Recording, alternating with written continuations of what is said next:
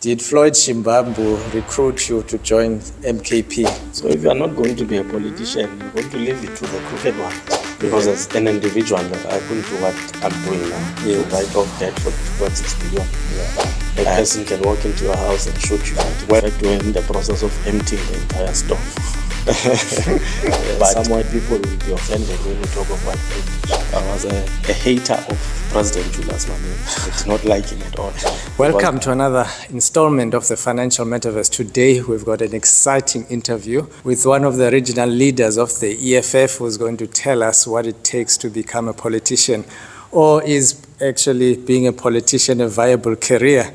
We're also going to discuss some of the contemporary issues that are in the public domain around the departure of the former deputy president of the EFF and also one of the national leaders in the name of Mbuyiseni Ndlozi, and of course the local issues that are more relevant to him as one of the local leaders, and some of the fundamental changes that have transpired after the EFF's national conference.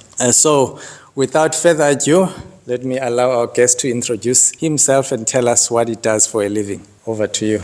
Well, thank you very much, and thank you to the viewers out there as well. My name is Khanya Ngqisha is the surname. I'm a former regional leader of the EFF. Why I'm saying former? We had a national conference recently where a decision was taken to dissolve all regional structures all over South Africa. We are going to build what you call now sub-regional structures, where we're going to elect leadership per sub-region. Cluster is per Nelson Mandela region. So this will undertake shortly within the next 2 to 3 months. So you can just call me a fighter Khanya Ngqisha for now. But I'm also deployed in council as a member of the Mayoral committee, or what you call the MMC, and responsible for budget and treasury in the Nelson Mandela Bay municipality. Well, you a leader who wears many hats, and I'm sure we'll get into what those roles that you have mentioned entail. But for the viewers out there, they may be interested into what is a politician and what does it take to become a politician? Well, a politician, it's a tough industry to crack in. You need a tough skin. You can't be soft if you are going to be a politician. But politics mainly has got to deal with matters of governance, because politics is used as a tool to be able to enter into governance matters. Although a person can be able to do it independently, but it's hardly heard of in South Africa. There's never been such a case. Hence, there's been political parties like the ANC, PAC, etc. Now the EFF, which are all tools used to be able to convince people to take over government, so that we can be able to lead and do better for the people of South Africa. Of course, politics over time has had we can say negative connotations, that if you're a politician, you're corrupt and all of that, but it's how, I suppose, a certain group of people have behaved, and maybe that has made the rest of us to sort of as if we all fall in that category. But of course, some of us still believe in true patriotism and doing the best for our country through servicing our people, doing our best to try to ensure that all people in South Africa are more or less living in more or less the same financial standard or so, but to eradicate poverty, to ensure that there's no corrupt leadership and all of that. So that is what, in actual fact, a politician should be. So would you encourage a young person to consider becoming a politician as a viable career? Yes, definitely. As much as it is a tough environment to operate in, but it's where you can be able to effect the greatest change. Because as I say, you've got the opportunity to be able to influence matters of regional, provincial and national importance. You can, depending how progressive you are and how you progress as well in your politics, you can be in a position to influence policy change, a lot of crucial matters that have got to do with actually how people live in the country. You can influence policies that relate to business, what conditions business operate under, and you can't do that if you're outside.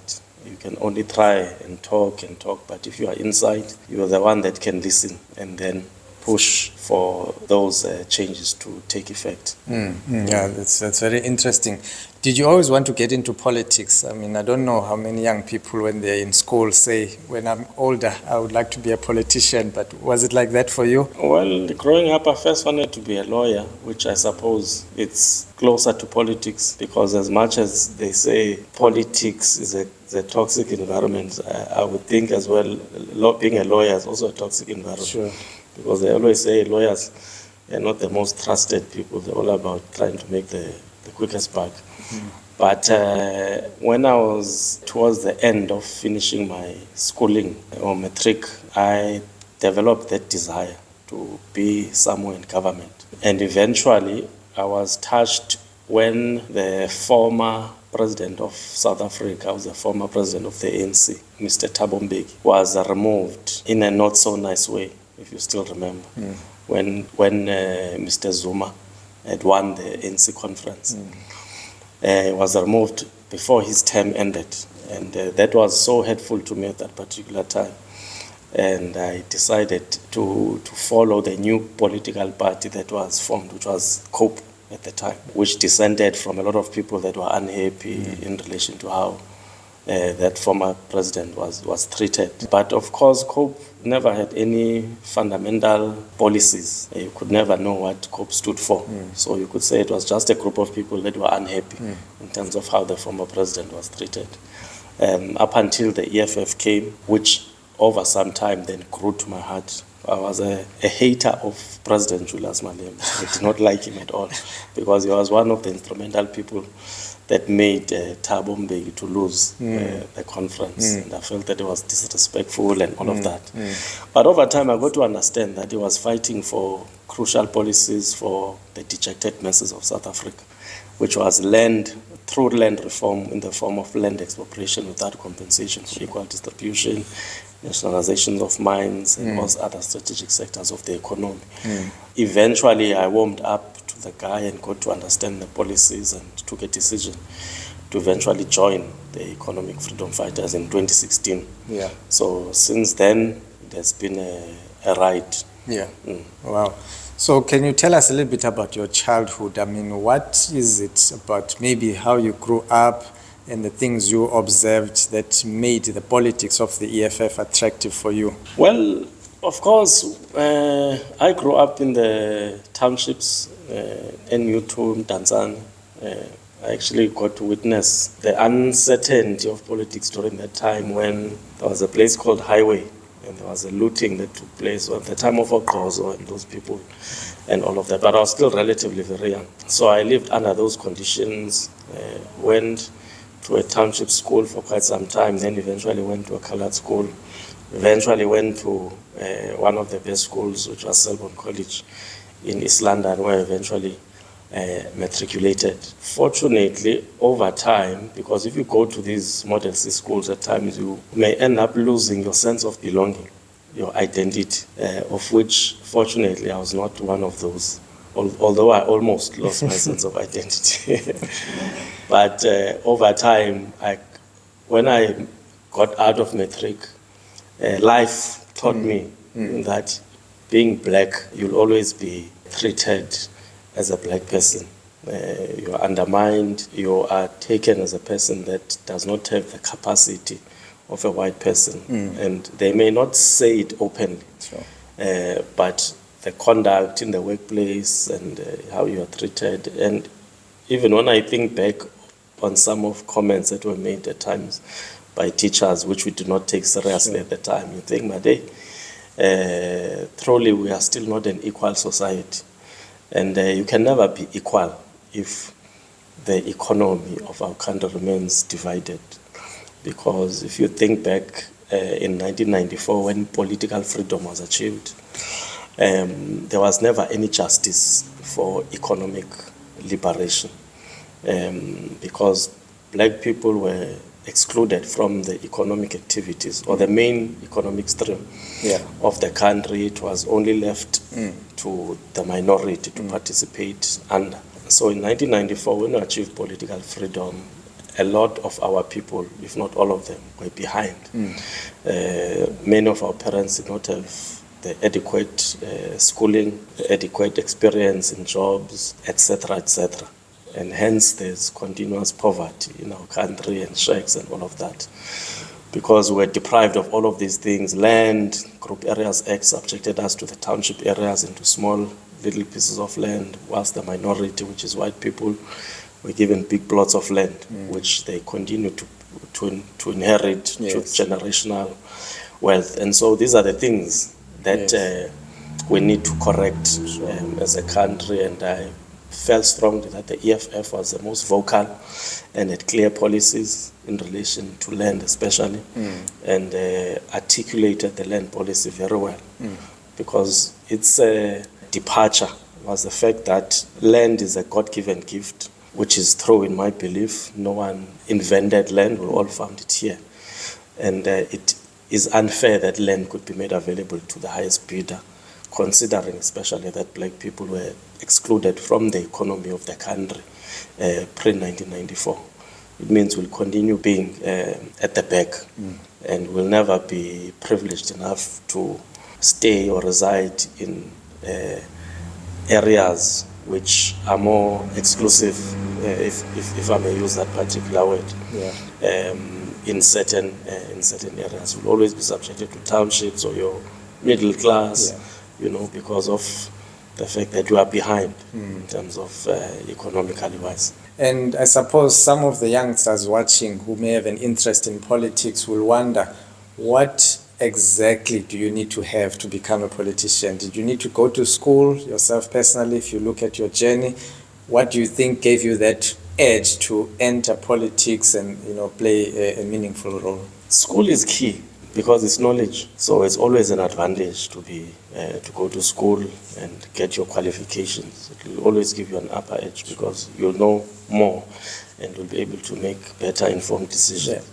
But also what is very, very key is your ability to interact with people, your love for the people, and to understand as well that the dynamics of the country, what needs to be done, and to be honest about the fact that black people you need a government that is going to deliberately take decisions, that is going to give the dejected masses an advantage, because we have been at a disadvantage. And so you need a government that understands that, and that is going to be able to implement policies to put a lot of our people in an advantage, to catch up in relation to where we come from. So most importantly, you need a love for the people. Because if you look, for instance, our commander-in-chief, Julius Malema, he became president of the EFF.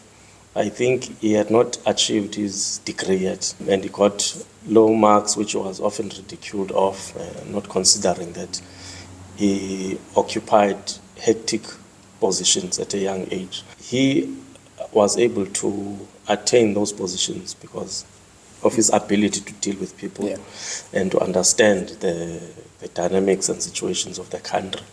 And a lot of people had a liking to him, and hence he was continuously voted into power. He eventually also understood that when you are a leader, then you need to be educated. Sure. And they led by example to ensuring that leaders of the EFF must continuously seek to upgrade their qualifications and not be comfortable. Well, one of the reasons I asked this question is because we are aware of many leaders at a senior level. For example, the Minister of Agriculture, John Steenhuisen, is well known to only have a matric qualification, yet is leading a very complex, national ministry.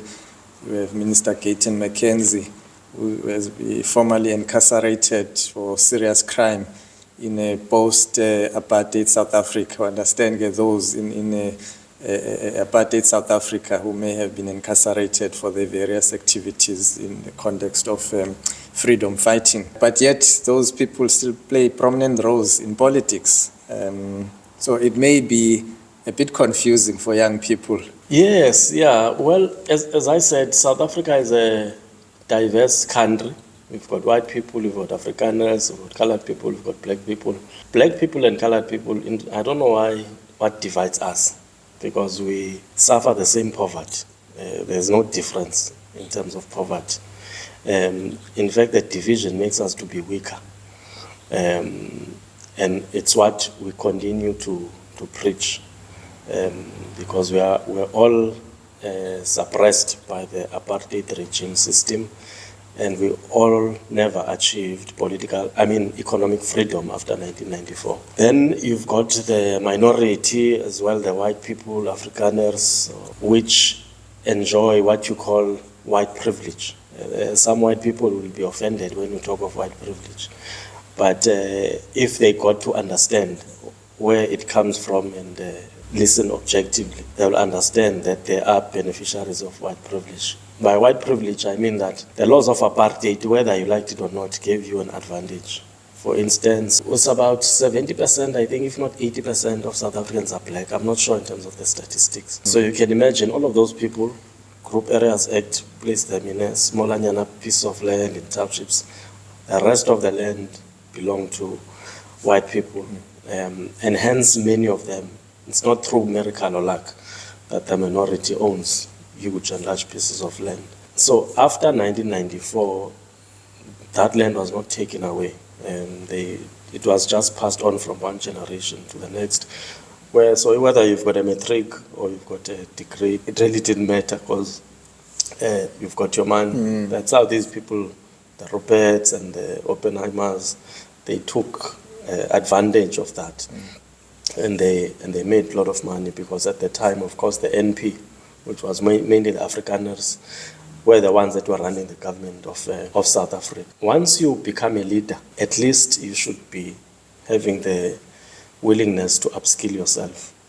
So I completely disagree and would never support the conduct of the leader of the Democratic Alliance, John Steenhuisen, who even in Parliament, when he was asked about his studies, he said he's got enough experience. He made excuses about not going to school, of which, with white privilege on his side, there's no excuse for never having gone to school, but laziness. Gayton McKenzie as well is a leader now. Maybe he might have an excuse before, but he's a leader, and he should upskill himself and go to school. But as I said, it depends in terms of the constituency, because it's a diverse country. White people, for instance, the reason why they would never vote for the EFF, the main majority of them, is because they want to protect the white privilege. So when you talk of land expropriation, they want to run for the hills, and they are afraid. And they think that the EFF will go to land grabs and chase them to the sea and all of that, of which there's no such a thing. And I wish many of them could actually read those policies. Gayton McKenzie,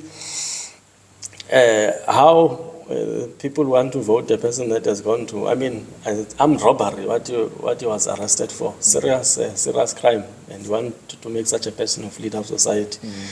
And the guy has no substance. Even when he speaks, you can just see that he speaks all over the place. You see him, he's a person that looks very busy, but you cannot bring one thing that is achieved where he's at now as a minister of sport. But the best thing for us to do as black people, colored people, is to unite, because we are the same, and we need, all of us, economic liberation. What does it actually take to be a politician? Can you take us through your journey? How did you break into politics? And if you can think back, maybe the skills you needed to possess and maybe the associations you needed to have. Take us through that. Well, you need to have courage, and you need to be there for the people. You need to be able to understand the daily needs of the impoverished.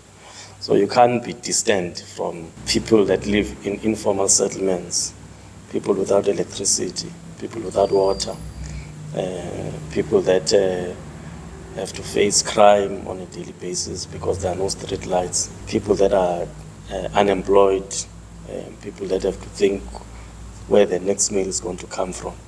You need to be there.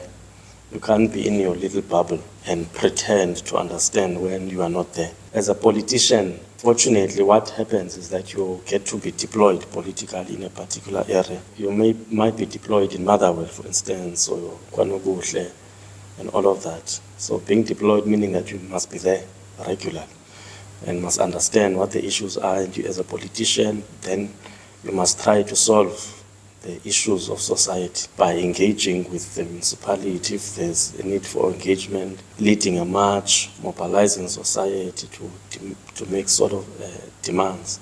I was more focused because I was given a role of a labor desk of assisting employees that have been done wrong in the workplace. So I was a person that was very good in terms of mobilizing the workforce, organizing marches, submitting memorandum of demands, coming back, and some of the protests were radical that we did. I remember one time we did a protest where we entered into ShopRite in the mall. Yes, and we literally blocked the tills without breaking any law. We just did a go slow in terms of getting the food through those scanners. And all of that. In fact, we're in the process of emptying the entire store. But police were called in, public order police, and the entire mall was closed and were chased, a lot of us, so you can imagine. There was that chaos and pandemonium. So it's things like that to get the employer's attention.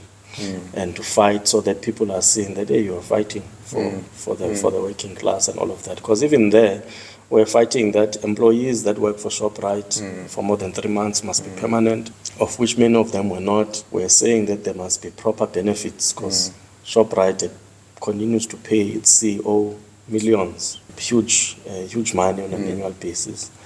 And we're saying that ShopRite should establish the community trust fund where wherever it would operate in, it would contribute a certain portion of its profits into that community trust fund.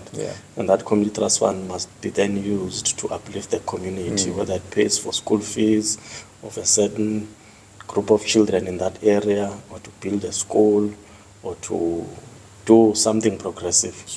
So a young person considering politics, would you say the best option is to join or get affiliated with a political organization, or are there other ways and means to be involved politically and make a career out of it? The best tool or the best vehicle is a political party.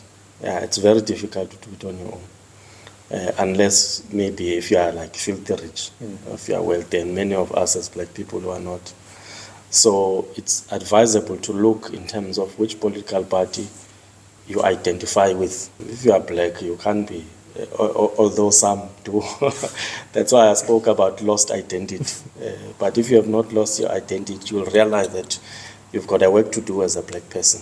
You've got a responsibility to liberate your people, your own people, from economic bondage. And that is the role of a black person. White people have been liberated already. And I'm not talking about a few, because a person will come to me and say, no, but there's white people on the street that ask for money. It's a small minority compared to the masses and masses of black people that are subjected to complete poverty. So you need to affiliate yourself with an organization that identifies with where black people come from. Join it, attend meetings, be active. If you are given a responsibility, do it. Don't be shy. If you follow that path, you should be fine, and couple it with studies. It's a matter of time before they will identify you, unless you are sitting with gatekeepers. But if you are smart enough, you'll be able to jump over gatekeepers and make yourself known to be able to do something for society. What would you characterize the young people of this generation? Would you say there is a political apathy among them, or you sense an appetite among youth to get involved in politics? Well, there was a political apathy. I think since the formation of the EFF over time, a lot of young people have drawn more themselves to the EFF rather than the ANC or the DA, etc., etc. So I think we are slowly but surely getting rid of that apathy from young children, because one of our political programs, in fact, that we do is that we try to get the young ones to register immediately when they are 18, and we've also got a political structure of the EFF in universities as well, to ensure that there's political activism even within the universities. Struggles that focus on the issues of university students, like accommodation, access to free education, etc., etc. We are getting rid of that political apathy. How would you characterize the political sphere within the Nelson Mandela Metro at present? Nelson Mandela Metro is an interesting metro because, number one, it does not have any rural areas. It's not like BCM. BCM has got a lot of rural areas. And also here you've got quite a mixture. Black people, which are in majority. Then you've got your colored people in the northern areas, which are a decent number as well. Then you've got white people, then you've got Indians, which are minority. So these are the people that you need to get to be able to get them to understand in terms of what your policies are as the EFF, to try to draw them closer, so that when it comes to voting time, they may be able to vote with that type of an understanding. In the metro, poverty is ripe. You've got 154 plus informal settlements that continue to grow, and the municipality is continuously faced with many issues which they are not able to resolve immediately. They have to resolve them over time, such as electricity, for instance. Water, at least we're doing very good because we're able to provide water to, as per the standards of the water department. But we need to get rid of poverty, we need to get rid of unemployment, we need to get rid of crime, because crime is very ripe in Nelson Mandela. A person can walk into your house and shoot you, worse in the townships. And so these are the issues that we are faced with. There's a new phenomena now of businessmen being kidnapped to try and get a ransom for money. So criminals are finding new ways to try and make money. But however, it's something that if we pull together as a community, we'll be able to deal with decisively. Yeah. Yes, and the EFF is a political party that has spoke openly, decisively when it comes to crime. Because I remember even when the president was here, he said himself that if he was in charge, he would bring in those police that wear these balaclavas, because they know who are these criminals. And go straight to them one by one and get rid of them, because you can't be soft when dealing with crime. If they shoot, they must know that the day they shoot at our people, they must meet their maker. So you are now deployed as a member of the Mayoral committee, as you mentioned earlier. How did that come about, and what does that role entail? Well, as a former regional chairperson, I was made to be a member of council and then also a party leader. So when there were political changes and the ANC went below 50%, the DA 50%, there were negotiations, because in order to run a municipality, you need a 50% plus one. You needed to negotiate with other political parties to get that 50% plus one. So there were negotiations at the national level, which were eventually done. We agreed that the EFF must go into power. Eventually, I was an MMC of Infrastructure and Engineering, which was a department mainly responsible for the maintenance and management of civil engineering pertaining to water and sanitation. And then it was the end of November last year. I was then deployed to be appointed by the mayor to be a member of the Mayoral committee responsible for budget and treasury. Mainly the custodianship of the budget of the municipality would fall in our hands, which is about 19 billion, and distributed to the relevant departments for spending. Also responsible for the accounts and managing of the accounts of our citizens the ratepayers, water accounts, electricity bills. If you don't pay, go and disconnect you. If you have a problem, you come and see what you can do, negotiate, etc., etc. In fact, recently, we've just passed in our standing committee an item that seeks to write off debt account for water for normal residents in the streets who own properties between 1 rand to 550,000 rand, 2.6 billion. That is what we are planning to write off in the next council meeting. So if you look at properties between 1 rand and 550,000 rand, it's properties in the townships, the dejected masses. So this is what we do as the EFF. Hence, I was saying even initially that if you align yourself with the political party, then once you enter into that particular position, you are able to influence for the betterment of society. Because as an individual, I couldn't do what I'm doing now, to write off debt for 2.6 billion. I would not have the power to be able to do that, but only through the EFF. And of course, when we presented this item, by the way, guess who was against it? It was the DA, who you would not expect them to understand the situations of our people. In fact, one of the councillors of the DA went first to say, there's a person that stays in the township that has got a leather couch and an LCD TV, a big screen. And so in his way, I was motivating to say that, but no, these people don't need a write-off. If he's got a leather couch and a TV, big TV, it means they can afford. And you can see they do not understand. And you can't blame them for not understanding, because they are not us, they're not black people. So they won't catch the fact that a black person has a lot of responsibility. You've got your mother, grandmother, grandfather, cousins, that once you work, they all are reliant on you. And these are the responsibilities of a black person. There's no generational wealth that you've received anywhere. So we need to start from scratch. And so we need to be able to think and identify with the needs of our people and give them a break from time to time. So this is a much needed break that they will be getting of over 2,000 people in the metro that will benefit from the 2.6 billion write-off that we've initiated ourselves as the EFF. Sure. Yeah, thank you for sharing that. And now let's get into the more contemporary issues that are in the public domain. Of course, chief among this is the departure of the former Deputy President Floyd Shivambu. I understand you spent a lot of time with him because he was deployed in this metro for the longest time.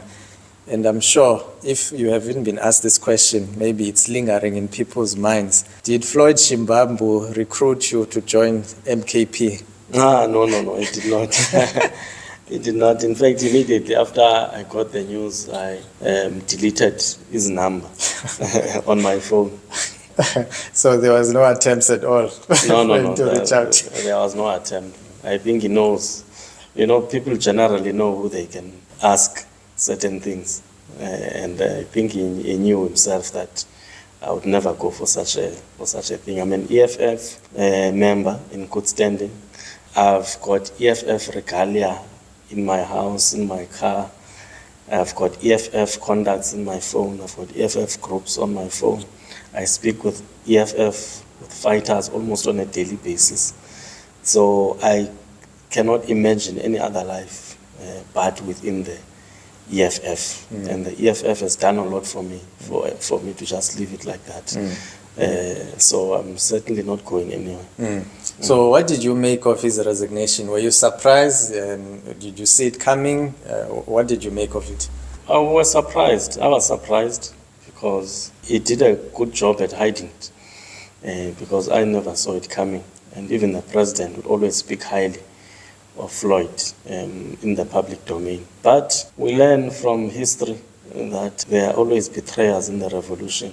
Sankara was betrayed as well, and it's almost an identical situation, except the president was not killed in this instance.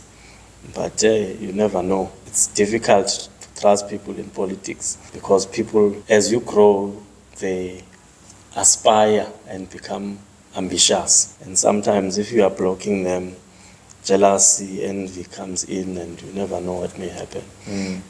And Mbuyiseni Ndlozi now has recently come out after a long silence in terms of his views with regards to what was going on in his mind. What do you make of his interview? Hopefully you've had the chance to hear his remarks. I was very disappointed from him, from a person that learned a lot from the president. EFF made him to be who he is. The attention he's received, he may have a doctorate, but he received that attention because of the EFF. And the person that found the EFF is the commander-in-chief with others. But he was without the commander-in-chief, there would be no EFF because he was the brave one. He was the one that suffered the most in terms of being attacked even by the state.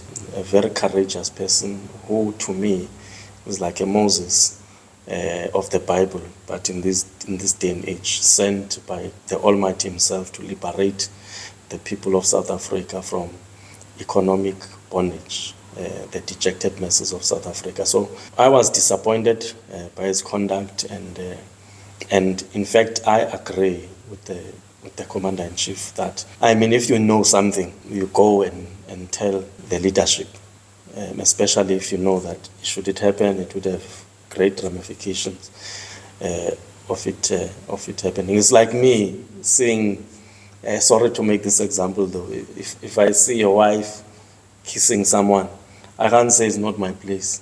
I would have to come and tell you and say, this is what's happening, find a way, and so on and so forth. That is what is expected from any person whom you have a relation with and whom loves the organization. And also it questions then where your loyalties lie in terms of that information that you may have. So it showed that the loyalties of Ndlozi lied with the deputy president or the former deputy president, Floyd, and not with the EFF or the commander-in-chief. So you don't buy his argument that he felt it wasn't his place to, share that information because the then DP went to him maybe in confidence or whatsoever, and then it was Floyd's duty to share that information. He didn't. I think he describes himself that he's not a snitch or a wedge driver and all of these things. No, that is nonsensical.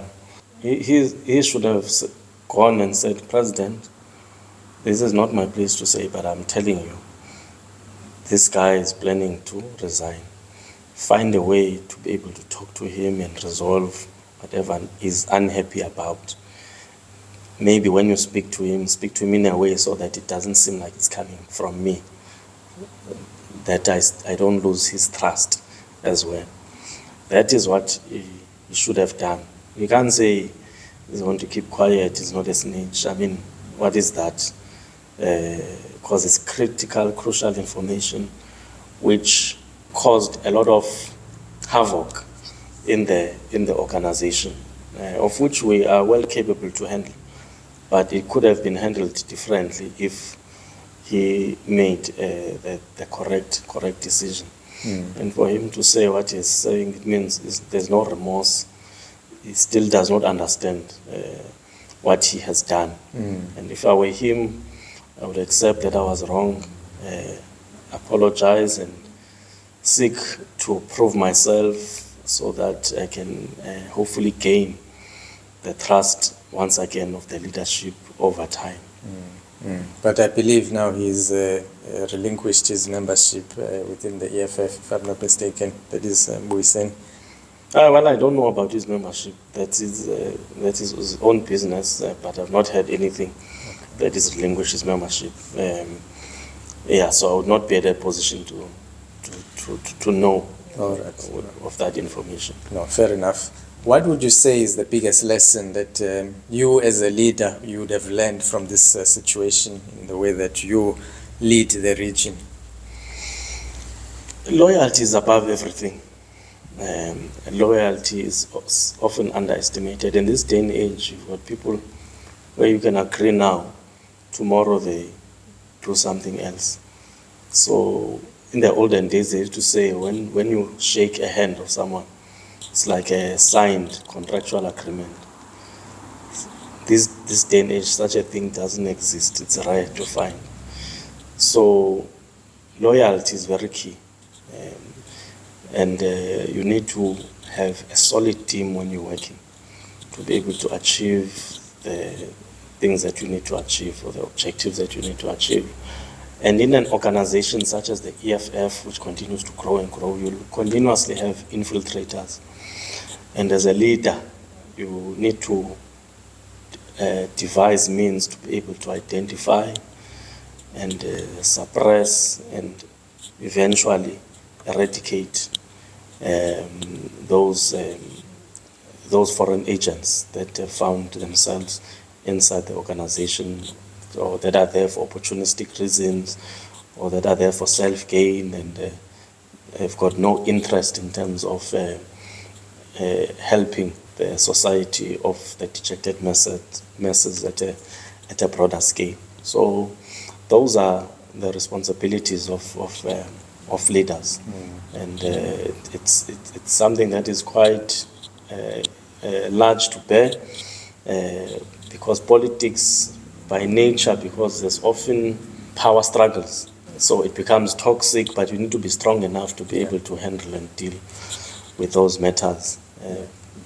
and know that there's a bigger picture. The bigger picture is to liberate the dejected masses of South Africa, is to make sure that land is not available to the highest bidder. Land becomes falls under the custodianship of the state, and the state distributes it according to the needs of its people, and people benefit from the mineral wealth of the country and start to make a decent living, or earn a decent living wage. All of those things which all of us deserve, because God created us all, and God created this earth knowing very well that there's enough for everyone.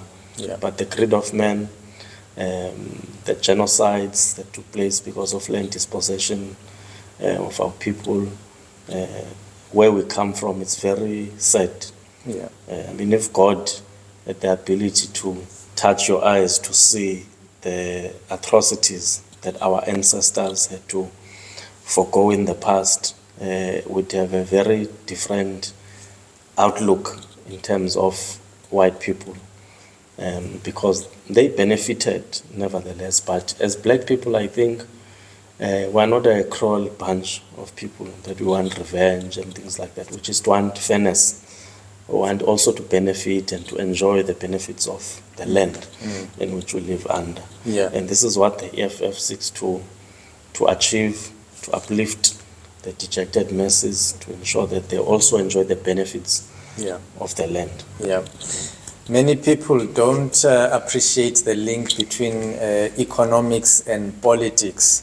But obviously, if you look at, for instance, the posture of the US government to South Africa currently, to the point where Donald Trump has cut financial aid to South Africa, that is a political decision that is affecting the economics. What would you say to those South Africans who are apathetic towards politics, who don't want to participate or become part of politics?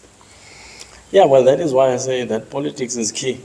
And I always have debates with church people that always say that in church we don't want politics, or preachers would say that they are not politicians, they don't want to involve themselves, they leave it to God. There's no such a thing. God has put you here.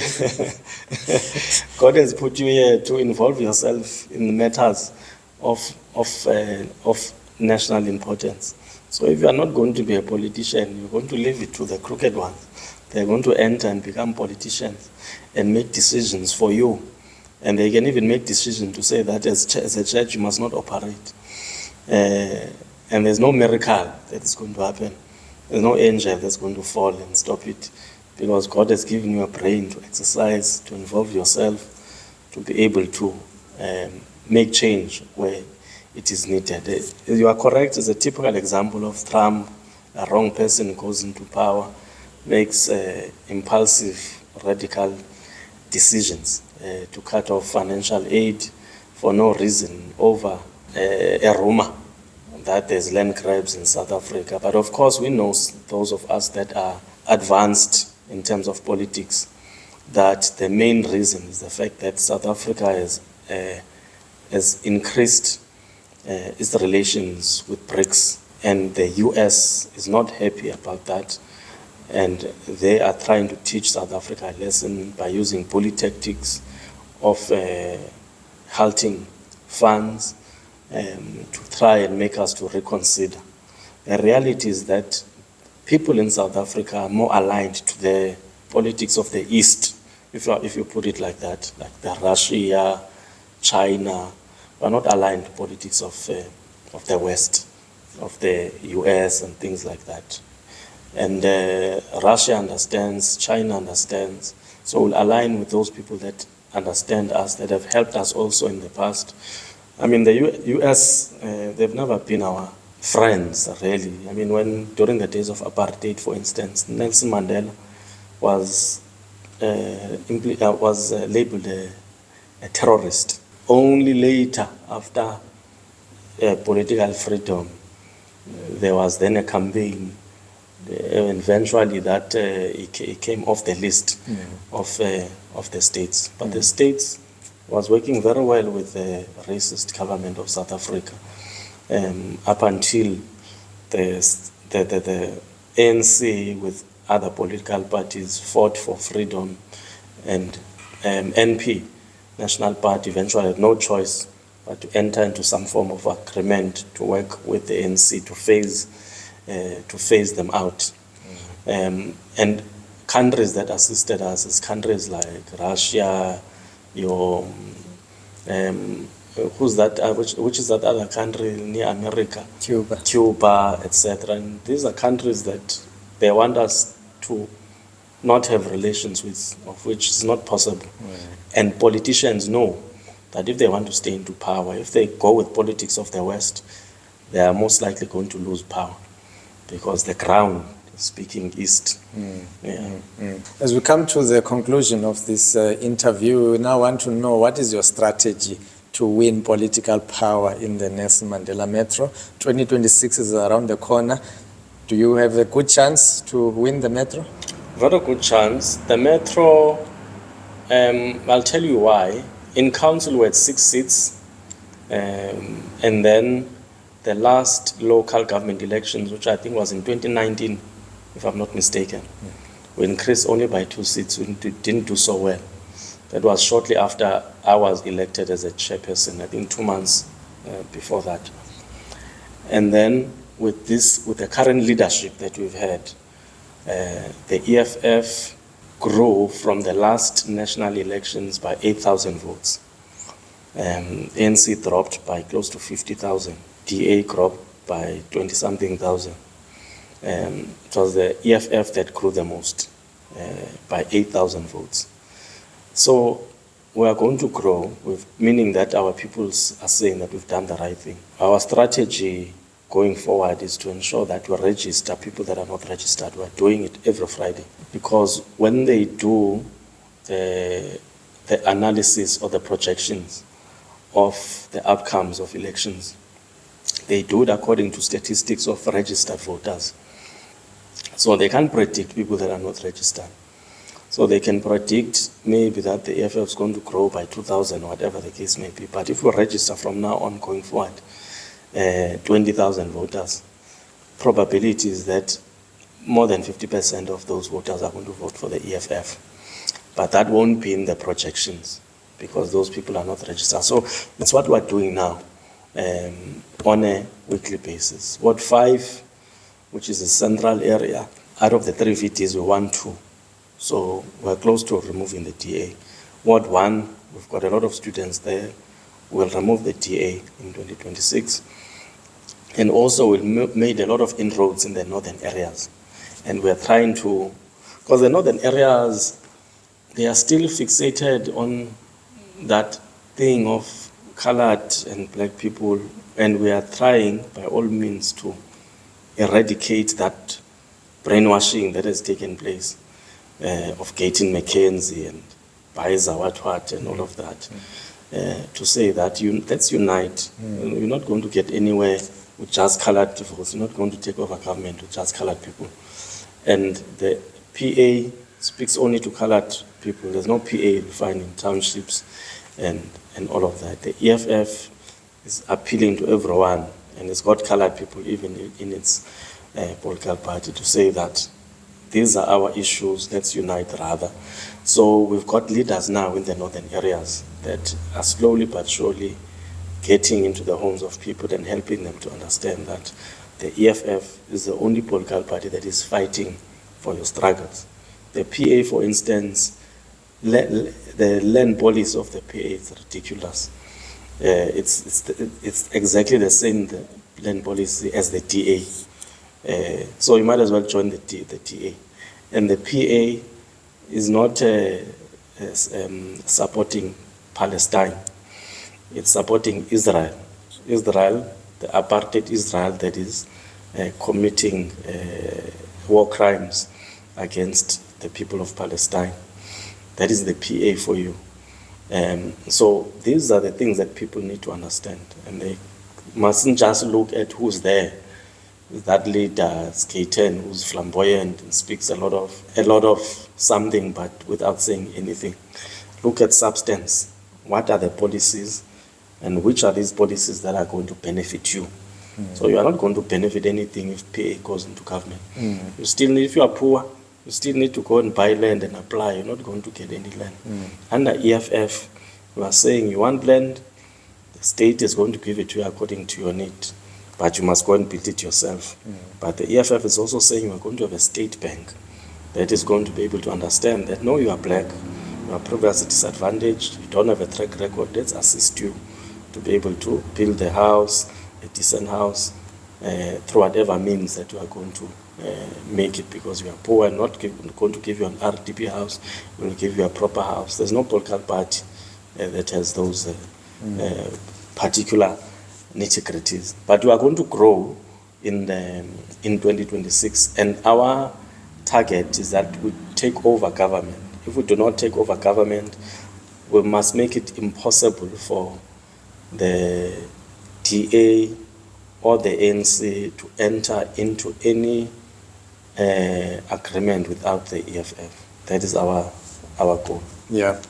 Thank you very much. As a parting shot now, the Eastern Cape is the most impoverished province in this country. And of course, the Nelson Mandela Metro falls within the Eastern Cape. And the majority of those affected are young people. What can young people look forward to in the government of the EFF that will sort of improve their lives? Number one, the EFF will give them free education. ANC has made education available to the highest bidder. Once again, you cannot, considering the fact that black people never achieved any economic freedom. So if you don't have money, you can't go to school and qualify. It is only after we fought, eventually they made better the conditions of NSFAS, because NSFAS in the past only catered for people that are qualified for SASSA, for instance, if your mother has got a grant and things like that. The middle class or below average, you are the one that was unfortunate. And our parents, in order to pay for school fees, if your mother was a teacher or a nurse, you have to go to loans and entangle yourself in that economic bondage of paying loans with interest so that your child can go to school. And this is what our black parents have been subjected to, and many of our children. Those that cannot afford were kicked out of school on the basis that their parents cannot afford. This is the story of many, many, many black children as a result. So as the EFF was saying that education must be free, because education is an investment on the minds of the young who will work and possibly come with bright ideas to be able to take the country forward. So you cannot be selling it to the highest bidder. Number two, we are going to eradicate all the student debt that is there in existence on the same basis that I've just made clear to yourself now. Also remember that once the EFF goes into power and we implement policies like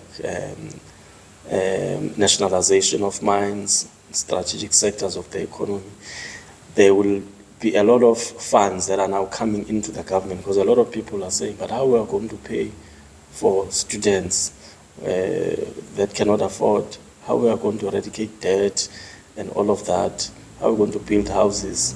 But the GDP of our country is through mining, because mining makes a lot of money through the mineral wealth that is mined, but it goes out of the country. And that is how our government has operated. So the strategic sectors of the economy, such as mining and others, and banks, we need to take charge of and get money coming into the government and use that money to be able to better the lives of the youth. Thank you.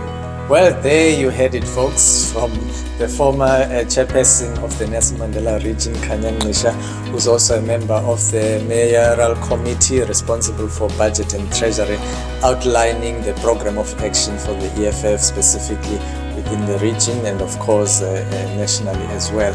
Thank you for tuning in to the Financial Metaverse, where you get very informative news on business, entrepreneurship, professional careers and everything to do with personal finance. If you would like to be interviewed in this channel, you've got a contribution to add regarding to the topics I've mentioned, please reach out to me and we will certainly make it happen.